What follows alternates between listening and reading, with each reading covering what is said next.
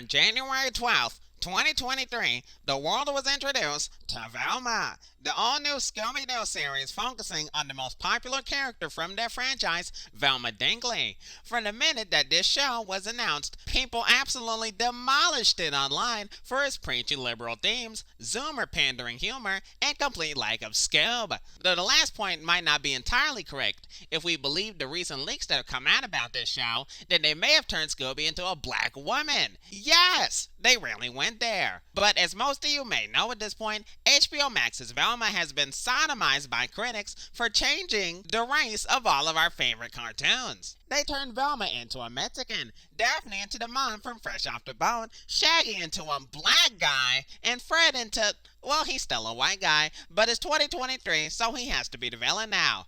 Now, knowing my track record of based opinions and casual racism, you would think that I'd hate this new Velma show. But I don't. I sat down in my smegma-encrusted chair to watch the show, and I was surprised by how good Velma is. Hi, I'm the PNG Tuber, and today we're going to go over why Velma on HBO Max is a masterpiece.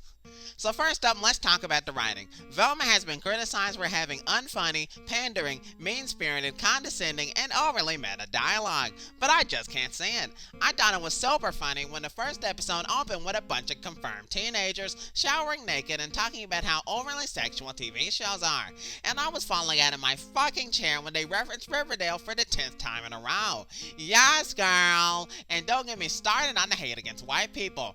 When the PJs did it, it was like they gave a bunch of SJW monkeys a typewriter and told them to come up with the most surface level jokes imaginable. But Velma feels like a genuine attack against my race, and since I'm a YouTuber in 2023, you know I have to support that.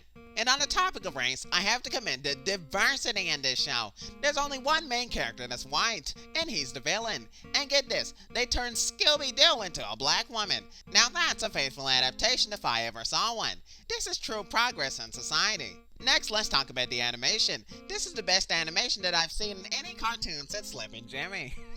I just love how stilted and janky it is. You can really tell that Warner Bros. Hired only the best low-budget Korean animation studio. I mean, just look at this lighting. Sure, a 14-year-old could do better in Microsoft Paint, but this is still some high-quality shit. This animation is so good that oh no, oh my god, here we go.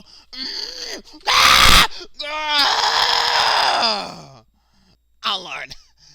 Oh crap, now I have to change my pants.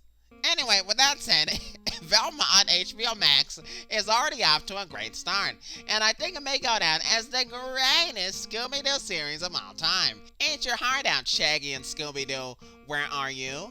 You may have Adolf Hitler, but you don't have my attention. Anyway, I've been the PNG Tuber, religiously watching Velma when it releases on HBO Max every Thursday at midnight, and signing off. Bye!